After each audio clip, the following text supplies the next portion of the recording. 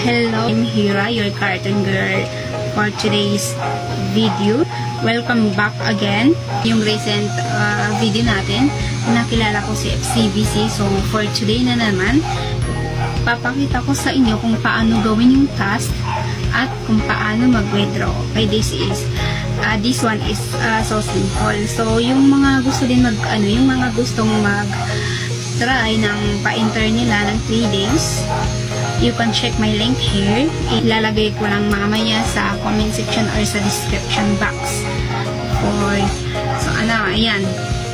Maglalagin muna ako ng FCBC. Okay.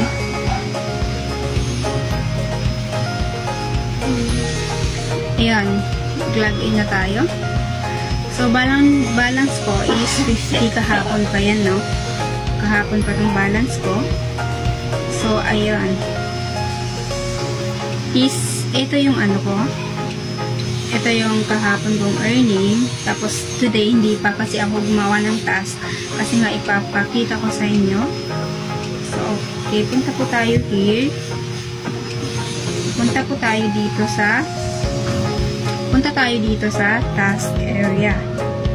So, click lang natin tong start task. Then, mag-i-install ka lang. Install mo lang yan.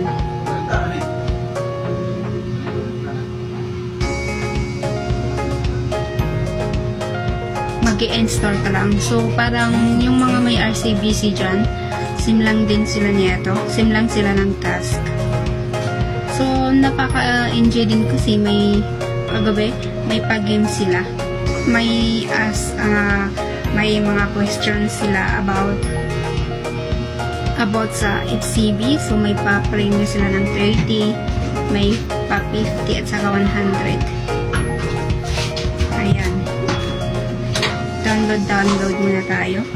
So, pag natapos na, makikita din natin dito sa complete.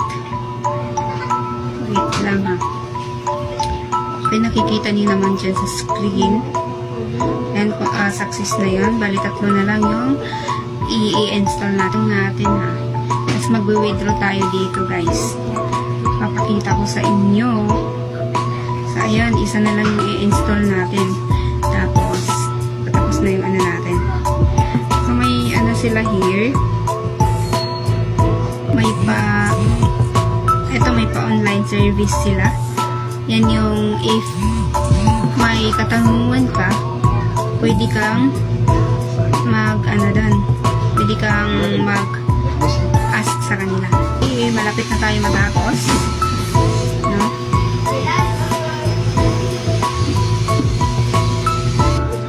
$200 na yung na-earn natin sa application na to. 200 na.